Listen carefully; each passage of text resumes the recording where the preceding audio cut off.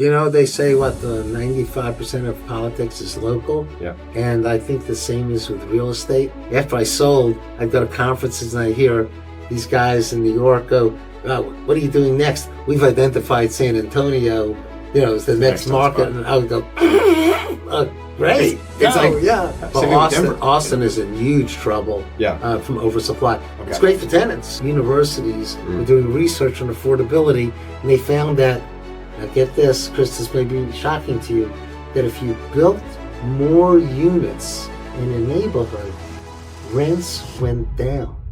Wow. Rents go down. So supply and demand works. Shocking. Yeah. There are now 188 brands of hotels in the United States. I think about maintenance people. When you walk on the property, you don't see the leasing person, the first person. You see John or Stacy working on the trees. Well, the guy that's sweeping up the streets.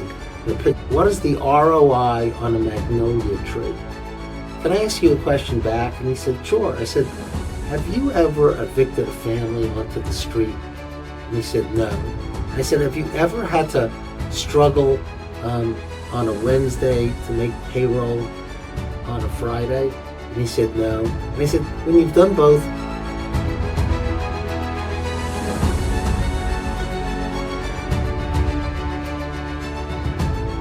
So Norman, we met up, and I think back several years ago, we met for coffee here in Chastain.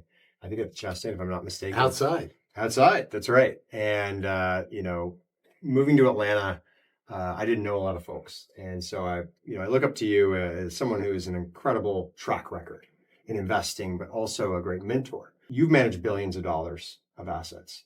You have acquired, disposed of assets. You've been through a lot of cycles. What's maybe some of the best investing advice you've ever received?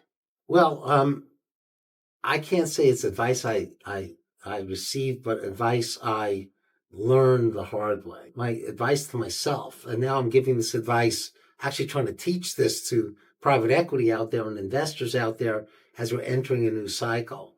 Don't follow the herd.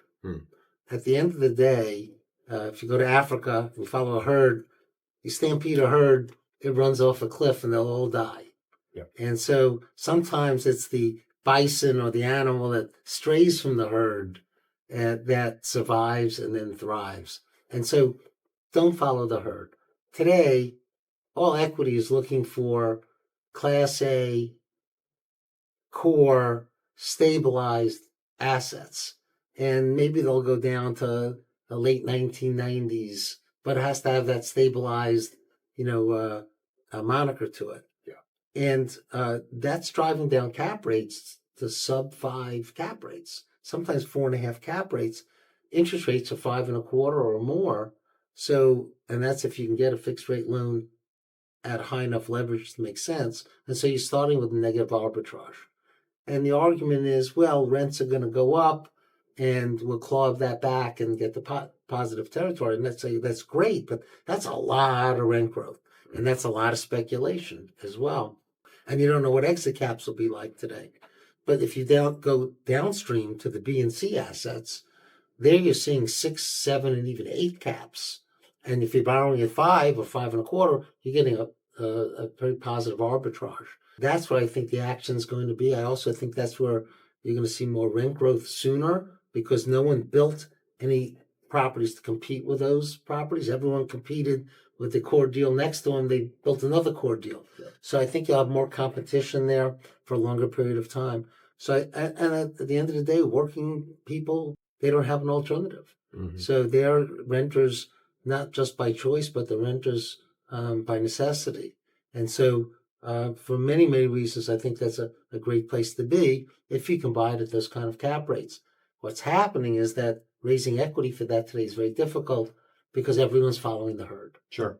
And so I learned, don't follow the herd, follow your own gut, your own instinct, and go where people aren't going, because you'll be, they'll figure it out later and they're going to come and follow you.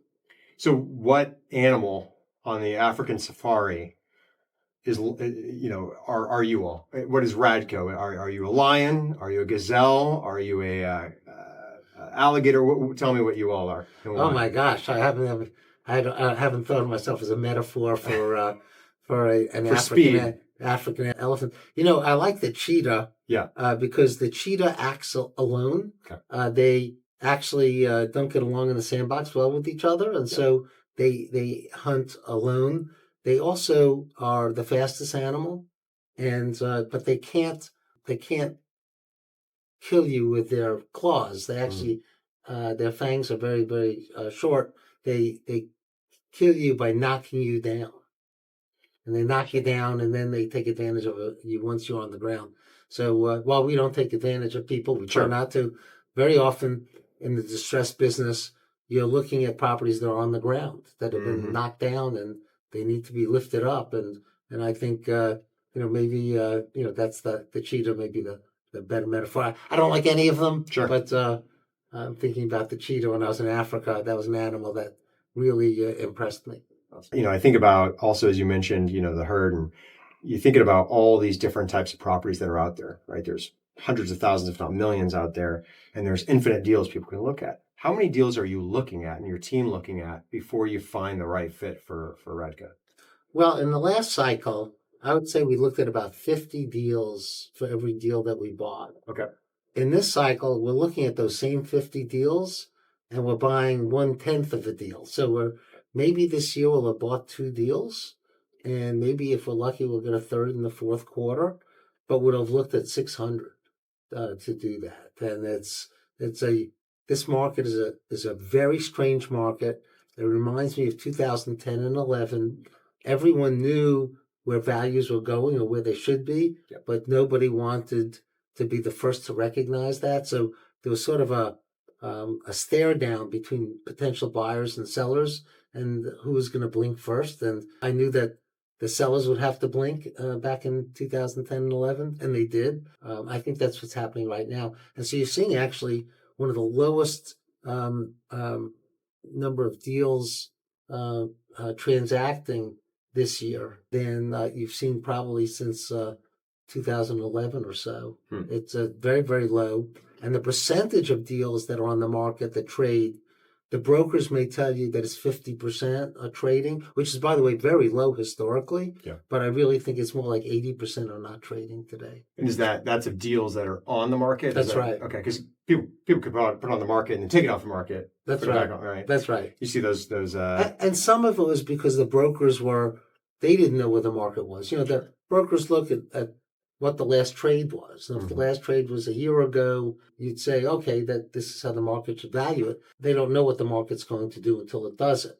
And so they may have sold a price to a potential seller that got them excited, and they went and spent the time to put on the market, didn't get close to that price, and therefore didn't trade.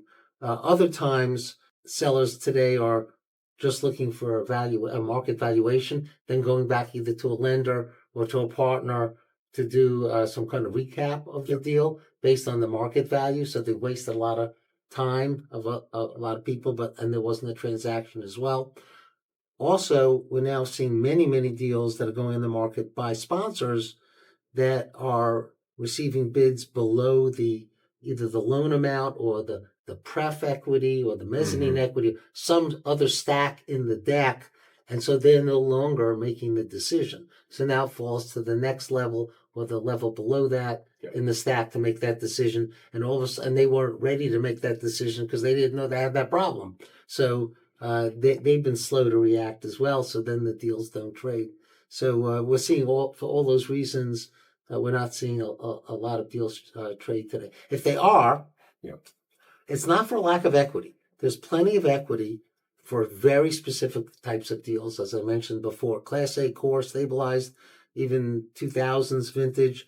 It's in a good location. There's tons of equity that bid that up. You got 30 or 40 bids, but get something that has high delinquency, deferred maintenance, lower occupancy, is not stable, and those buyers and that equity just sort of fades away. And so that's the kind of path that's what we're looking for. We're noted.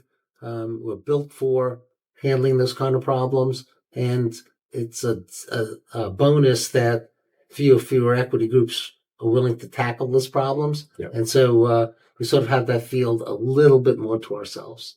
I think one of the things, is you are a founder and the CEO. And to a lot of people, that's very glamorous, right? The investing life and making decisions, but it's not all it's cracked up to be, right? You're making a lot of tough decisions. You're not buying as many properties as you're looking at. You're having to find the right talent. What's something that most people don't understand as being a founder and being a CEO that maybe something you've learned that isn't what it's cracked up to be, and maybe the most important things about being a CEO? Well, I had two analysts in 2017. I remember this, working for a very big private equity shop in New York, and they were considering buying into our company or buying our company and all our assets. And we'd done all the tours. We had a data room, and they had all the information. And then one analyst sent 60 questions at 11 at night to us. And the next morning, the other analyst who sat right next to him sent us 80 questions. 40 of them are about the same questions as the first analyst. But instead of spending the time working as a team, coming up with a list, they just helter-skelter throw these questions at us. And one question really struck me. And the question was, what is the ROI on a magnolia tree? And the reason was, part of our business plan, was to plant magnolia trees along the road from the entrance to the leasing office to create an emotional experience. We call it the critical path, the whole sales path. You want to have a great entrance, a great drive to the leasing center, and then whatever the path was to your model unit, it would also be pristine. Sure. And that creates the emotional experience. And I explained that to the analyst. And he said, no. There's got to be an ROI for a magnolia tree versus an oak tree. And I said, well, the name of the property is called Magnolia Terrace. And he just didn't get it. There still had to be an ROI for it. Yeah. And that really struck me. And then I got to the next question and the next question and the next question. And I finally said, can I ask you a question back? And he said, sure. I said, have you ever evicted a family onto the street? And he said, no. I said, have you ever had to struggle on a Wednesday to make payroll on a Friday? And he said, no. And I said, when you've done both, call me back. You can ask any question you want. Yeah. And I think that's what people have to understand is evicting a person on the street, you have to do it. They're not paying rent. It could be because it's a lifestyle issue and they're causing havoc on the property, but you're still disrupting a family or disrupting a person. And you should feel it. And the second is making a payroll. And I worry, and I think you may ask me a question later about the advice I was given, but when I was small and starting out, I didn't hire people for two reasons. One, I didn't know if anyone could do it the way I could do it, and I did it, which, by the way, I learned was not necessarily the best way. Very often it was, but sometimes it wasn't, and I didn't realize that then. But the second is I was responsible for them. Yep. That they had a family, they had a career, and they had a future. And what happens if I had to close shop in a year? What if I sold the Four Seasons and that was it, and I retired, or I went back and took a regular job and I left that person in the lurch? I agonize over those things every single night when I go to sleep. Even this weekend, a beautiful Labor Day weekend, I sat worrying about some of my employees. That's something that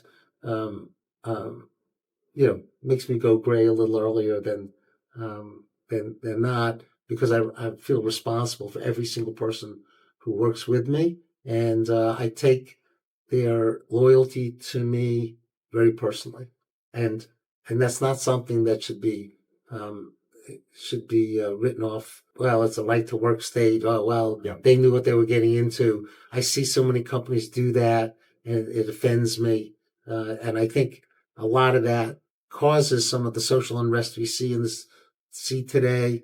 It makes the government step in and require more regulation because people don't think of their employees. I'll tell you that my father told me something I didn't understand at the time. It was in the 1970s. I was thinking law school. And he said that he disagreed with accountants that an employee's salary should be an expense on the profit and loss statement. He said instead it should be your most valuable asset on your balance sheet, that your employees are your value. And I think at Radco, that's absolutely true. Tell me more about that. As you think about people you've probably hired hundreds of people over the years, maybe more, maybe thousands, and your teams have hired people.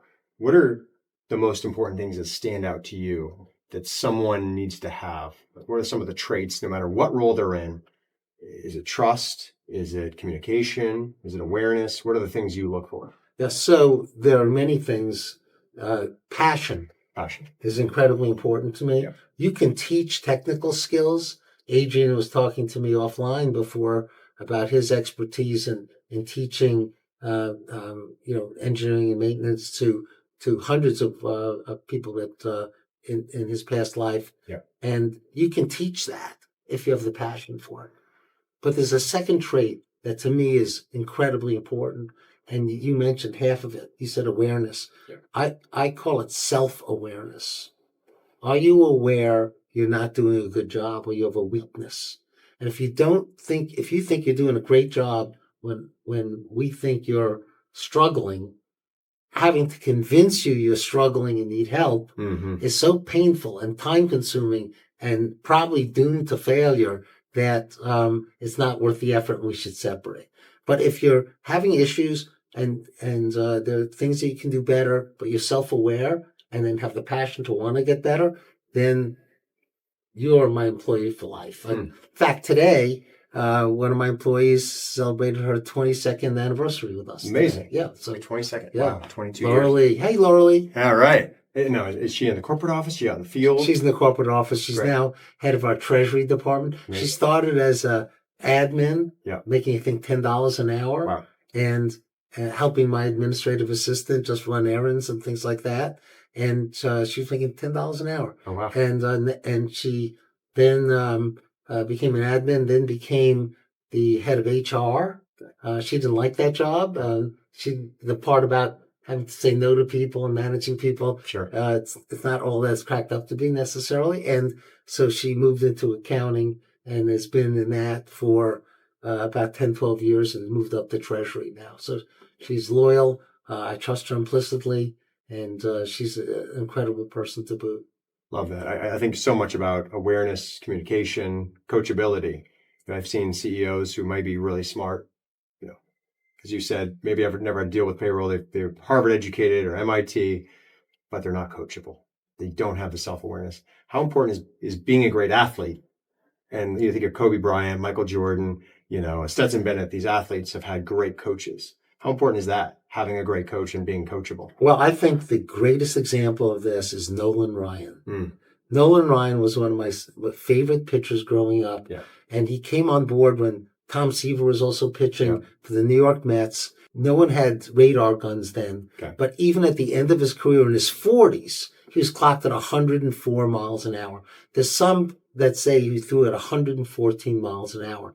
Jerry Grody, who was the catcher for the New York Mets at the time, broke his hand in the first game that he caught of Nolan Ryan because the gloves were not designed to catch a ball that was thrown that fast. They had to redesign the glove just for Nolan Ryan. But the Mets traded him after 2 years because he struck out 18 people, but he walked 20. And he would lose a lot of ball games because he was wild. And they traded him, I think, to the Los Angeles Angels. And the Angels saw and Nolan Ryan said this in his biography, they saw the opportunity with him. He wanted to improve, and they spent the time hiring coaches to sit down with him, examine everything that he did. And this is before they had AI and 43 analysts on the team. This is when seat of the pants. Yeah. People use their innate experience to improve things. They didn't have all these tools that we have today. And they sat and they worked with him to get control of his fastball and develop a curveball so he'd have an off-speed pitch. And he became probably the greatest pitcher of all time. And so more shutouts than anybody, more strikeouts than anybody. I mean, he went till he was like 43 or 44. Absolutely extraordinary. And the Mets just didn't invest the time and energy and resources to help guide him and make him a better player. And if they had, New York probably would have won many, many more World Series than they did. Interesting. And that's why I'm a Braves fan today. All right. Yeah. Moving here to Atlanta, we moved from California. So I had to change all my teams. I'm still have some love for the San Francisco Giants, but now I'm a Atlanta United fan. The Braves. You've got obviously the Hawks, and they're building tons of units downtown there. Why are you investing in Atlanta, and why have you made? Are you long Atlanta? And tell me, I'd love to hear why. Yeah, I am long Atlanta. Well, look, we have a lot of problems and issues here, Sure. and we can talk a lot about them today. But Atlanta has a go-to attitude. We have probably the most business-friendly, democratic government in the city itself. And when you look at the greater metro area and then the state, you have really pro-business, pro-growth thinking. And that is vitally important. I told this story. This story really happened about 2 years ago. Senator Cory Booker from New Jersey he's a friend, came to my house for dinner. And he said, I want to have a fundraising. I want to meet your friends. And it was not a fundraiser, it was a fundraiser. Yeah. So we had about 20 people. We sat around the table and, we're having a wonderful time and a great meal. And Senator starts off with me and says, Norm, is there anything before Congress for the Senate that I should be aware of in your business that could be helpful? Yeah. And I said, Senator, I really don't have anything pressing that I know of or any legislation before you today. But I want to tell you a story, and this story I think will give the message that I want about what is wrong with the Senate. I own a captive insurance company. Do you know what that is? And he didn't, which was a concern to me because it's a big part of the tax code. Yeah. And it's basically where you self-insure yourself. You can create your own insurance company and self-insure certain things that are not insurable easily in the marketplace. And but it is an insurance company. Yeah. And so you need to be regulated. My lawyer said the best place to be regulated, I'm now in Georgia, but then was South Carolina. Okay. And so I had to be interviewed by the Commissioner of Insurance of South Carolina. And so I had my balance sheet, and we had to fill out hundreds of questions. And my lawyer spent a day with me going over every question he could answer. He asked me and what I should answer, keep it short and don't say more than you have to. And, all the things lawyers say as if I was being deposed. So I finally, nervous, I go to the insurance commissioner's office and the secretary knocks on the door and announces me and ushers me into his office. I walk into his office, beautiful office. He gets up from behind his desk, runs towards me. I'm not 2 feet into his office. He bear hugs me and he says, welcome to South Carolina. We're so glad you're here. Mr. Radow, what do you need to be successful? Do you need real estate? Do you need banks? Do you need a loan? Do you need a line of credit? Do you need employees? Do you need training? Do you need tax relief? Whatever you need, let me know. We're going to get it for you. And I said, Senator, if I went to New Jersey and went to the insurance commissioner of New Jersey, would I get that kind of reception? He said, hell no. Yeah. I said, that's the problem with the Senate. And I want you, when you look at any piece of legislation dealing with business, I want you to think about what happened in South Carolina and what we need to be successful. Don't put logs in front of a blind man. Actually move those logs away so that we can walk faster and build the economy of the United States. And so that's the takeaway story that would be my answer. It's incredible you say that because I remember being at an Atlanta Apartment Association dinner where the mayor was at, and he specifically said, and I think there's things that come out of those moments of a time of need. And he shared about a story or a storm where a storm or a fire where a couple hundred residents in Atlanta were displaced. And he said, you were there for me to house these people. So we need to build more housing. And I think he even made a commitment, but I come from San Francisco where they don't want new housing. The NIMBYism shuts it down and says, just build low income housing. Yet they don't have it for any level of human in San Francisco. And I think these policies sometimes are so backwards thinking. They just say, just build it, Norman. Come on, just spend more money. I mean, listen. We have that issue here in Atlanta too, but we still have plenty of land that you could build apartments. Yeah. So here's several issues, right? If you go and submit, first of all, trying to get zoning, easier here than in other places, but still, you have to go through 4 levels with the neighborhood and the commissioner in that district, and then the zoning commission, and then the city council, and everyone who knows who's lobbying where and what have you. And they'll say, well, we want more trees here, and we want more this here, and whatever. But then you get also to the buildings department and you provide all these plans, and then it takes months until there's no one in charge of your project. So there's 7 or 8 different groups: plumbing or electrical or structural, the fire, which is the hardest of all, and fire marshal. And they each pass it along and have hundreds of comments. You get it back and you go, oh my God. And then architect spends $100,000 rewriting all these plans, like the architect doesn't know how to build a building according to code. And then you resubmit it, and then you find out that the person who, in a couple of those departments that looked at it last time, is gone. Now you have another person. They go, I don't care what the other person said. And then they add more comments, and it's sometimes disagreeing with the comments of the person before. And that could go on for a year or more, and you spend all this time. Now think about the equity you already have in the land that's not earning, if you're looking for 15 or 20% return a year, that equity does require, you've just added 20% to your basis before you break ground. And that's if a year is all it takes. But very often it takes more. And so I like to say, I think that the answer is, and I've told this to the mayor, and he's making improvements, but it's not where I want it, is that you submit plans for a building. They should call you in, cater in lunch. I say that just euphemistically or metaphorically, and cater lunch. Bring all 7 of those people in, and let's roll up our sleeves with the architect and go over all the plans, and not only try to get there to approve it, but hey, do you know there's a code section we could build that cheaper? Why don't we do this? There's a waiver we can give you for this. We can build this cheaper so we get more affordable housing and get it faster. Boom, boom, boom, boom, boom, boom, boom. And then they go back, they make the changes, you come and have one more meeting and you're done. Yep. Right? So 1 month and you should have your plans approved. And not only approved, but with the help of the city to keep the costs down.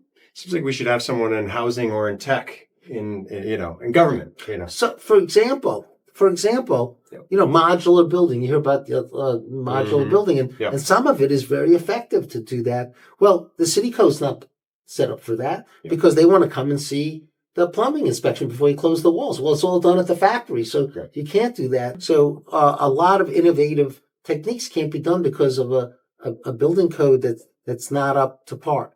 A lot of the building code was built, 100 years ago when we had tenements. You had no air conditioning. You had small windows. There was no light. There was no cross ventilation. So you required a certain amount of square footage. You required to have multiple windows that opened so that air could flow across the building, a unit. Do we need that today? The minimum square footage, is that necessary? People going out to eat now. They're living their lives outside. In those days, we lived inside. Do we want to change that a little bit? Yeah. And think about all these different things and micro units. I'm not a big micro-unit fan myself, but people are living in micro-units because they want to spend less money and spend more money on activities and opportunities for them. Experiences. Right? Yeah, they want to travel, downsizing. Exactly. I want to go to Africa. I want to go on safari, right? So my sisters are traveling all the time. I have friends who now travel. Speaking of which, I'm thinking of Matt Bronfman at Jamestown, who is now doing the 1 to 1 day to 1 year experience with their new brand. Yeah, and that's really interesting because I asked the question, is that going to be covered by hotel law? Or is that going to be covered by multifamily law? Are you going to be taxed as a hotel? You going to be taxed as multifamily? And he said, gee, I don't know. We're going to find out. So I think he's going to be testing all these waters. And is the city going to be nimble and be able to work with him on that? Yeah. Maybe because it's Matt Bronfman and he's such a stellar guy and Jamestown's such an important company. Maybe the city will, but maybe they won't too. Yeah. But generally under 18 or under 30 days is going to be that hotel tax, right? I mean, you own hotels as well. Yes. You've been in the hotel business, but that's generally the big discrepancy or difference is that 30-day mark, right? Well, that's one difference. Another difference is how you evict. In a hotel, you can just lock the door. You don't have to go through a 30-day notice, go to housing court, you file an answer, then you got to get a marshal, and it takes 6 months to evict someone. In hotel law, you can get them out in, the day they don't pay, right? Shut the door. There are some differences that are both good and bad for what Matt's doing, and I think the city should encourage it. Yeah, they should encourage experimentation to meet the needs of the market. And if the market doesn't like it, there won't be another one done. I want to tell you about our new sponsor, iRestify. Property managers, here's the truth. Happy residents stay longer, and clean properties create happy residents. That's exactly what iRestify does. They specialize in multifamily cleaning and maintenance services that keep your residents happy and buildings pristine. They handle everything from common areas to turnovers. iRestify provides fully vetted professional cleaning teams and uses its proprietary platform to remotely monitor, schedule, and manage cleaning and maintenance operations across property portfolios. You get proof of service, quality inspections, and resident satisfaction reports, all through one easy app. Visit iRestify.com to see why so many multifamily pros are switching to iRestify. What I love about, that idea of creating these places, and, as you talk about throwing out the book, a lot of people we talked about people who get in the business for the wrong reasons, just looking at ROI, every penny crunching versus thinking about people's lives. I think, you talked about playgrounds, pools, grass, the basics that don't necessarily have an ROI or a cost associated with each one of those pieces. And you are looking further down the road when you buy a new property or invest in a property. But I'm curious because Atlanta has something I've noticed about Atlanta, being from California, much more, you've got tech that blew me away. I didn't realize how much of fintech runs through here in Georgia Tech. Didn't realize, obviously, the culture, the food, the jobs, multifamily. But something else that stands out is history. And the history of here is something that I really wanted to dive in with you on is, your history around buying the American Hotel and also the Four Seasons. So actually your daughter, Lisa, your chief investment officer, Yes. wanted me to ask about the Four Seasons Hotel. Oh, she's sandbagging me now? She is, yeah. So the Four Seasons... Blindsiding, that's a better word. She's blindsiding. So the Four Seasons Hotel, you said, is a great story and an impact, either a tenant or a story there of how it impacted the future of Radco. So I'd love to kind of hear about that and why you've kind of gone between multifamily and hospitality. The story I think she's referring to revolves around a man that you may know of, Cecil Phillips. Okay, yeah. And he's, I think, older than me now, so I don't know how much more active he is in real estate. He had a company, Place Properties, I think more recently, student housing, and he was doing military housing and some other housing as well. And I had done business with him in the 80s as a general counsel. He was a merchant banker, which was a fancy term for a equity broker back in the 80s. And he brought money to the Wesley apartment homes that we talked about before. And so I'd worked with him before, and I thought he was a stand-up guy. And when I took over the Four Seasons, as I said earlier, I did almost everything myself. I mean, a tremendous amount. I was working 100 hours a week, easy. There was one period I worked for 100 straight hours. I took a nap for an hour or two, and I kept working for 100 straight hours. And I developed pneumonia. Oh my God. I got sick. You were the Mr. Beast of real estate, because Mr. Beast talks about how he works for 100 hours straight and gets exhausted on his YouTube videos. So yeah, well, I'm not doing that anymore. Yeah. So I got pneumonia, and after 2 weeks, and it was very, I was pretty sick. After 2 weeks, I got back to work and went right back at those 100-hour weeks. And a week later, I collapsed and I fainted because I had a relapse. Yeah. And so when I finally got better, I went in to see Cecil, and I said to him, he was an office tenant actually at the time, and I said, Cecil, I'm killing myself here, and there's got to be a better way. I was wondering if you could give me some advice. And he said to me, Norm, you've got to learn to delegate. You're losing so many opportunities. You're doing everything at the Four Seasons, but a whole cycle is in front of you, and you're missing it all.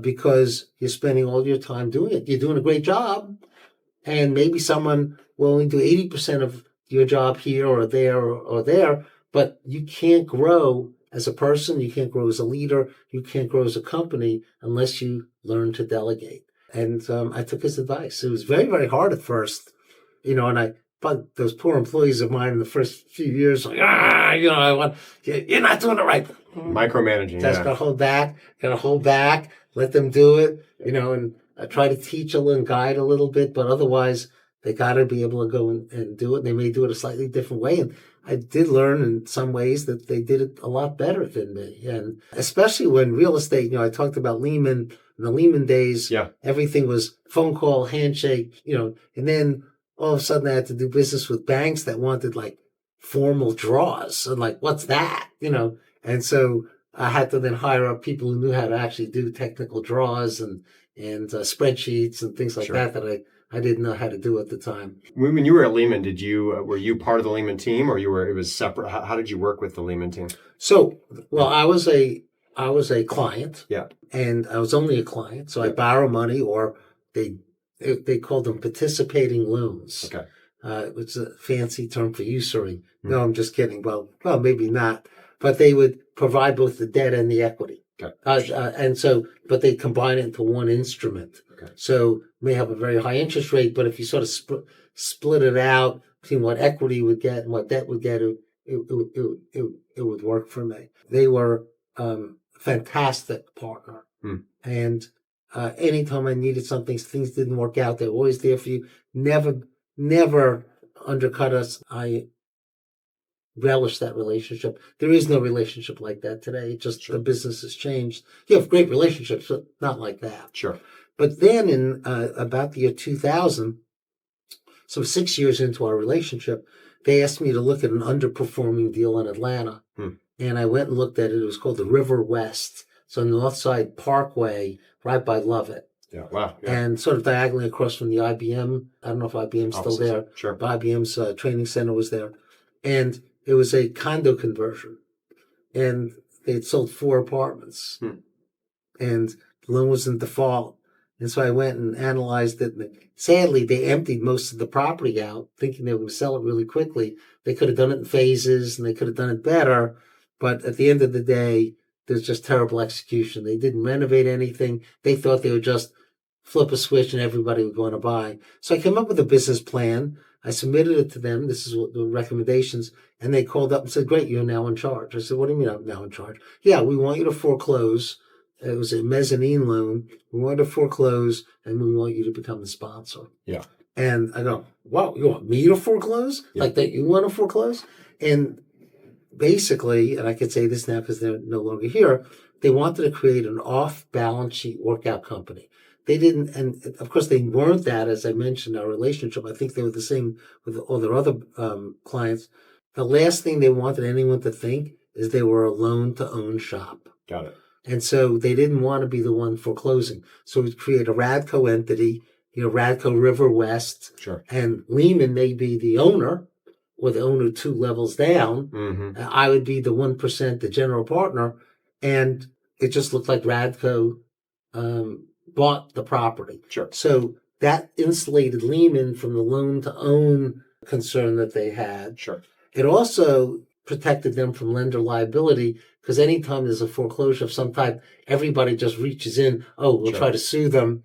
And the third thing, especially with residents and what have you, and the third thing it did is it didn't devalue the property. If there's a foreclosure, everybody thinks it's a fire sale. So when you have a legitimate sponsor coming in with a 4 seasons pedigree coming in, you know that we're going to make a great property, a great community, and we're going to charge for it, but Yep. we're going to give you a value for what you're getting. And so it protected the asset from diminution of value by doing that. So we did that in 2000. It worked very, very well. We did a really good job. And in 2002, Lehman asked me to go look at a high rise in Boston in bankruptcy. And what a mess that was. And so I put up the bankruptcy plan. It got approved by the court, and I became the sponsor of that. Okay. They put up money for me to go settle with all the contractors. I spent a lot of time doing that, and then had to finish the building. It was a 19-story building on Boston Commons.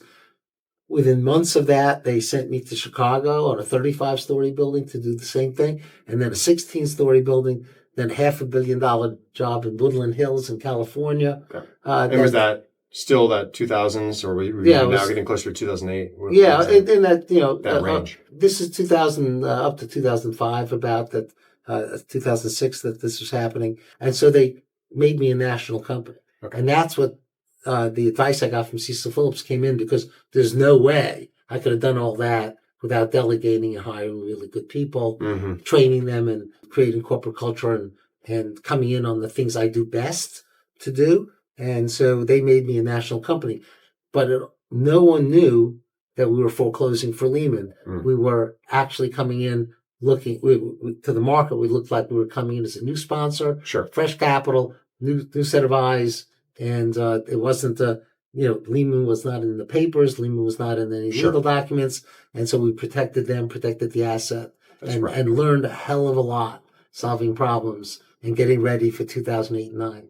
Obviously, something you just talked about is that local knowledge and expertise. I know many people have tried to go national, have gone back to the roots. Some companies are very focused hyper locally, and many people don't know a lot of these companies. How do you think about that niche knowledge and being able to go to other markets? How do you decide? They say 95% of politics is local. Yeah. And I think the same is with real estate. Yep. And I'll tell you an example was Houston, Texas. We were in Houston, Texas. I bought 3 foreclosures from Fannie Mae. We did very, very, very well with them. We bought them in 2014. We did extremely well with them, but we bought them really cheap. And we put in the capital, worked them really hard, and we saw, we're doing well. So we said, well, let's buy more. We're in Houston. Let's buy more in Houston. We had only 3 assets. It's expensive flying to Houston. And if I had 5 assets or 6, it would make more sense to create infrastructure there. So we bought 3 more assets in Houston, and we bought using the same expertise and analytics that we used in Atlanta and used in Florida and other markets we were in. And we'd look and say, there are 4 apartment complexes on the block. They're all 1980s. They're all at $1,200 rents. Ours is at $1,000. They're at 95% occupied. We're at 85. Mm-hmm. Gee, we just have to mark the market and we'll do great, right? And we walked in there and found out that's not how it happens in Houston. Like 50 feet can be a whole nother market. Mm-hmm. There's no rhyme or reason in Houston because there's no zoning regulations. Zoning, yeah. Do whatever you want. God knows what they built across the street. Yeah. And so one block over on the other side of the same intersection could be a whole different market. And we learned that the hard way. We ended up making some money, but we didn't make a lot of money. I learned my lesson that Houston was a very special place. And same thing with San Antonio. We made money there, but growing city, very fast growing city, great city to do business with. If you were in New York and you were putting down the list of all the reasons to go to San Antonio, there'd be no negative. Okay. But when you got to San Antonio, there's no rent growth because they would just build and rent stayed stable. News to New York, keep building, rents will come down. And that's what they did. They just kept building. There was no zoning and they kept expanding out and annexing more land and building more. We couldn't get the rent growth. Yeah. We built some really great product and we just didn't get the rent growth. So we're lucky we got out of there, made some money, and we're very happy with it. But I wouldn't go back to it's not something you learn the hard way. It's incredible, the amount of population growth in Texas, but the land, to your point, around Atlanta, so much land to build on in Georgia. But I didn't realize when I was in San Antonio and did some business there is that it was, I think, the 7th largest population. Again, how far out they go and counting New Braunfels and all those worlds as you're getting into Austin, but incredible landmass, just sprawling. Something I wanted to dive into. Also, it's close to Austin. So you say, this is right there. This is like the bedroom community in Austin. It's $500, $600 cheaper. You even get people moving there from Austin just to have the cheaper rent. That didn't happen either. So all these things that look great on paper made a lot of sense. And funny, after I sold, I'd go to conferences and I hear these guys in New York go, what are you doing next? We've identified San Antonio, as the next market. And I would go, great. It's and I love Phoenix. But it's interesting because you talk to someone and this month it's overbuilt. The next month it's the hottest place. It's wild. And same thing with Austin. These cities, it's peaks and then dead, peaks and dead. And same thing with Denver. Austin is in huge trouble from oversupply. Okay. It's great for tenants. Sure. And again, the New York Times did an article about 2 years ago, and I wrote a blog about it. It's a front page article. Okay. And it cracked me up because, New York Times comes from the left. Sure. They're probably a Mamdani type of, newspaper, probably cheering them on. I don't know if they've endorsed them yet, but, they just love that stuff. Anti-landlord, great, and whatever. And they reluctantly wrote this paper that all these liberal universities were doing research on affordability, and they found that, now get this, Chris, this may be shocking to you, that if you built more units in a neighborhood, rents went down. Wow. Yeah. That's a Yeah. crazy thinking. If you build blow my more mind. units than there is demand, rents go down. So supply and demand works. Shocking. Yeah, right. That they finally figured that out. It's amazing. It changed your life.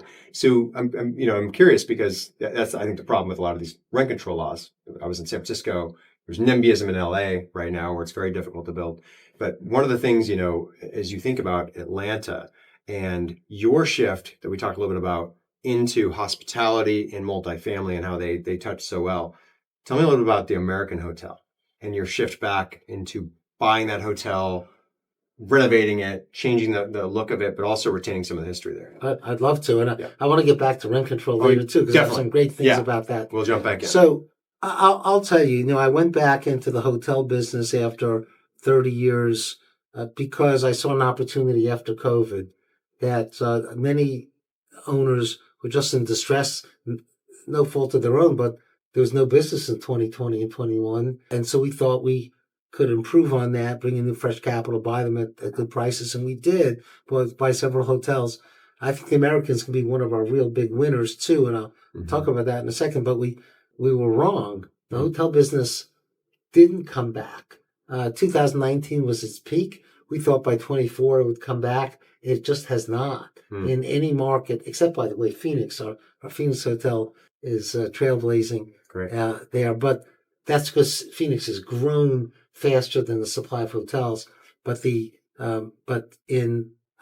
same time, in the hotel business, there was a lot of construction that started in 20 and 21 with cheap interest rates. Even though the business was terrible, there was money available, and everyone bet that they'd come out of COVID in 2 years when they delivered. So you had a huge amount of supply came in 23 and 24. That's over now, but a huge amount.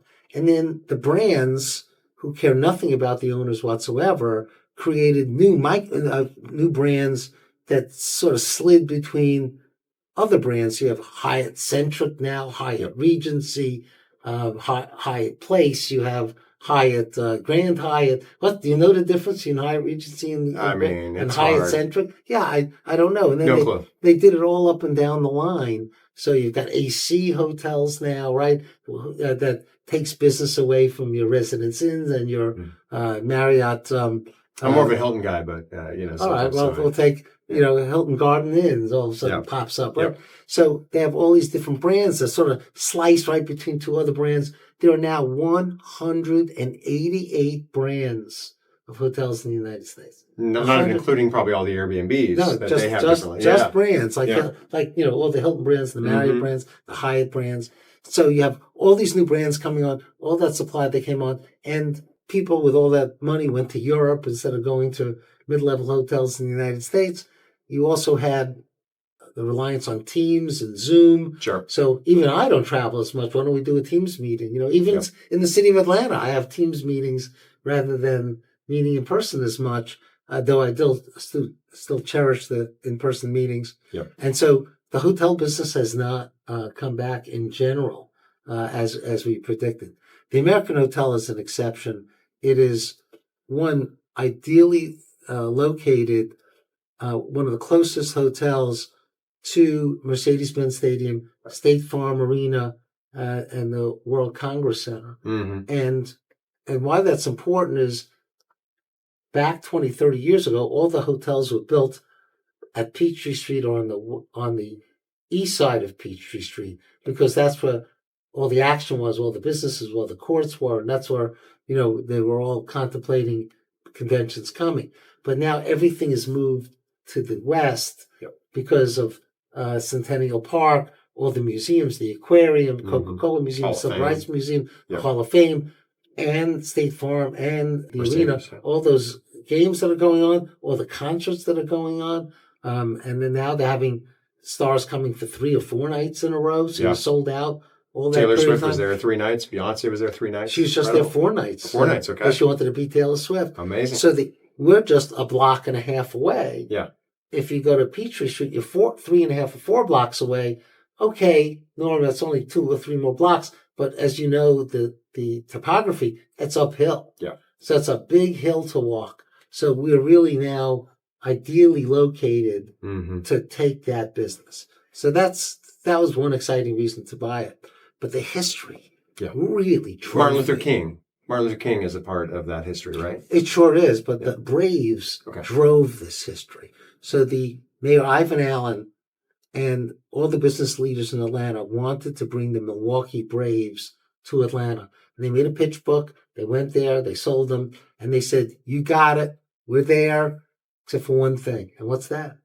You don't have an integrated hotel. And without an integrated hotel, we can't bring out-of-town teams here and have them stay at two different hotels. We're not going to allow it. You need to have an integrated hotel.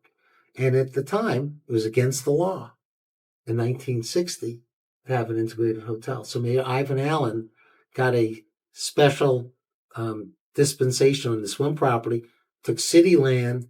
They put out an RFP, a request for proposal, to build an integrated hotel.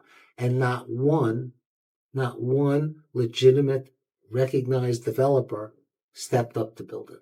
Wow. And so two Jewish dentist brothers, Marvin and Irving Goldstein, who founded the first integrated dental practice and were the dentists of the King family. They're the dentists to the Young family. They were dentists, all the leaders of the civil rights movement. They said they would build a hotel. What are two Jewish guys who were drilling teeth know about a hotel? Yeah. But they stepped up and they were given the contract to build it. And they built a really beautiful hotel. And they were very excited about the opportunity, were passionate about integration. Sure. But there were still other city statutes that worked against them. You couldn't have integrated bathrooms. And so they had to build. If you go to the American even today, there are 3 bathrooms everywhere you go in the common spaces. One for women, one for men, and the other for coloreds. Wow. So now we just use that as the family bathroom. But there were you couldn't have integrated water fountains. The Goldstein says, we need bathrooms. We don't need water fountains. We're not going to do it. So we didn't put the water fountains in. The Klan marched on it to try to stop the construction of that building, but finally got up. And in 1962, it opened. And when the Braves came, they purposely ended the parade at the American Hotel. Wow. And there, it's a phenomenal story, and you can go online. Andrew Young tells this story. He was standing under the portico of the American Hotel, one of the few blacks there, and there were all these white businessmen surrounding him. And Hank Aaron was on a convertible. It just passed by, and everyone's waving. And he heard 2 white businessmen next to him say, if we're going to be a great city, we're going to have to find a way to let that man live wherever he wants to. Yep. And he said at that moment, Andrew Young knew Atlanta wasn't going to succeed. Atlanta was going to lead the South. And so, of course, another question about why Atlanta's the place to be. Atlanta embraced that and led the nation, I would think, in coexistence. And I think you still see that today. And so that really moved me. Now, because it was an integrated hotel, we get to Martin Luther King. Martin Luther King used it as his headquarters when he was here. It was the only place he could meet with whites and blacks together legally. Wow. So he would use that all the time. Elvis Presley would use the American Hotel on his southern tours and drive to Birmingham or to Savannah or to Charleston, wherever, but he would drive back because he refused to have his team stay in separate hotels. Amazing. And so he'd bring them back to the American Hotel. So he would stay there. And to reward the hotel for being such an important icon to the civil rights movement, the Grammys selected the American Hotel to hold the 1970 Grammy Awards. It's the last Grammy Awards not televised. Wow. I think, to date myself, Simon and Garfunkel, I think, won that year. But Hank Aaron was in the room for that, and John Lewis announced his political career at the hotel, used it as his headquarters for his first campaign. Very cool. Jimmy Carter had his, when he won governor, he had his celebration there was a disco on top of the building at one time. Yeah. That's now all our penthouses, and he threw his celebration up there as well. So just a tremendous amount of history at this hotel, and it was in disrepair. Its history was lost. There was no mention of the history anywhere, and we went and researched that history, hired Kennesaw State University's history department, spent a lot of money, tens of thousands of dollars, not only learning the history, but seeking out bits of that history from all around, from families all around, to get parts of that history. Ivan Allen's letter to the Braves, the letters from Hank Aaron, and things of that nature that are all over the hotel. We have small walls everywhere of different parts of the history of the hotel, which is, just means a lot to me. I love that. The memorabilia, we talked about a little bit like Hall of Fame. If there was a Hall of Fame, I consider you to be one of those people in there in real estate. I think one of the other cool things I look for is people outside an industry and learning and looking at innovation. So I think that's one of the coolest things, because you're dealing, as you said, with people's homes, the hotel industry and the way they treat people from day to day to day versus apartments, which oftentimes are dealing with year to year to year. And then I think about technology and AI, something else we've talked about a little bit. Yes. So, why do you think Adrian stole your thought? You're the tech absolutely guy. That's okay. I love it. Yeah, a little competition here. But that's all right. I mean, and I love competition. No, great. it's not. Adrian should have. No, I'm just kidding. So what's your take on, I love prop tech, and I whether it's construction tech to operations tech to consumer tech, you can distribute through hotels and real estate and apartment buildings. What's something that you're most excited about when it comes to AI or to automation or technology that can improve the experience not only of the residents, but also of the operators and owners? Well, sadly, multifamily has really fallen behind in the technology space. Mm-hmm. So AI, schmai, put it to the side. Where we are right now is not a great place. And there are some leaps and bounds being made by some really smart people coming up with solutions for this little micro problem and that little micro problem and this little problem and that little problem. Mm-hmm. But no one is looking at an omnibus solution. And the reason is that there are 2 or 3 operating softwares that dominate the industry, and they're closed systems. Yep. So you come up with a great program that solves one problem, well, then you have to integrate it with Yardi or Dacfolio or RealPage. And they either have to buy into it, you have to pay them for it, or you hire another company then that writes software to integrate them into Yardi. And so very cumbersome, and because of that, it stifles innovation. And I used to say that these operating softwares were mired in the 1980s. Sure. Now I think they're probably at the year 2000. Okay. But there's so Making much progress. Yeah, but we're in the year 2025, yeah. and so many other industries are so far ahead of us. Mm-hmm. And I think the opportunity is huge. So AI, not AI, you can call it whatever you want. That the need for technological innovation is deep. I mentioned to Adrian earlier about just 2 things that happened in the last 10 years that changed the industry. I do think my horse analogy from 1900 to 1920 will hold water here. I think in 20 years, maybe it's 5 or 10 years, you're not going to recognize the industry because of the changes that need to be made and that are going to be made. And I think it's going to make it better. It's not going to, I hope it doesn't dehumanize it. There's someone I know working right now to create a company that has no employees on site. And I know a couple of companies that have experimented with that. I'm not a fan. Yeah. I think it's a human experience, an emotional experience. Now, you may need less people, but the people that are going to be working there can really spend their time on the people part of the business, not the administrative part of the business. And that's what I'm really excited and looking forward to. Yeah, it seems like the AI and Whitney Kidd is someone out there who's focusing on robotics. You've got obviously crime, in certain areas, and you can have cameras, but you still need whether it's robotic dogs to respond. Right. I've seen that. I can't believe it. Yeah, it's fantastic. I think they're building them in South Downtown, which is great. But you think about it, and you're right. It's like if I went to a hotel that had no humans, I want help. I want someone. It gives me that sense that okay, there's somebody there to help me if I need something. I think about maintenance people. When you walk on the property, you don't see the leasing person, the first person. You see John or Stacy working on the trees. Well, the guy that's sweeping up the streets and picking up garbage. And they're not just maintenance. They're the greeters and the welcomers. Do you think hardware, are you thinking about hardware security, access control, all of these types of things. You know, as you said, the challenge is integration. But are you thinking about are you testing any of these things at some of your properties right now? In terms Yeah, of well, don't you think that, I mean, right now we're in the key business, yeah, key tracks and all that. Now, some apartments are moving away from that, Yeah. but not the industry hasn't moved away from Sure. that yet. I could see in 10 years, keys don't exist. Yeah. That we'll be using our phones to open up doors. The first systems they had to give you a card so you can use your card, but why not use your phone? So now they're integrating your gas, your electric, your Wi-Fi all onto your phone as Yep. well. I'm not a believer, and you can correct, I'm sure there'll be an app that does it all. Sure. I'm scared about that because, apps go down. Sure. Do you want all the systems to go down at once? And, maybe there should be several, apps that the one does temperature, one does Wi-Fi, one does electricity, Yeah. one does your lock.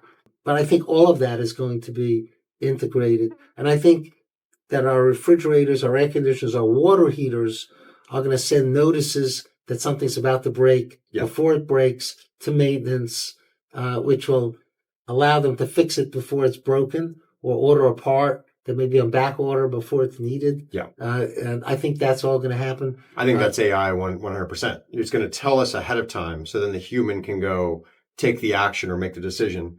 And that's probably going to actually help us with our. Well, maybe not. Maybe it'll actually automatically go and get ordered. The ordering part may happen automatically. Sure. You're thinking so, like 2015. I guess so. I mean, the funny thing is that the problem is some of the systems that you talked about that I've heard, like someone just ordered like 3,000 of something when I meant to order 3. And so you're right. I think if it all works perfectly, that's my dream. But, whether it's the robotics building or doing maintenance.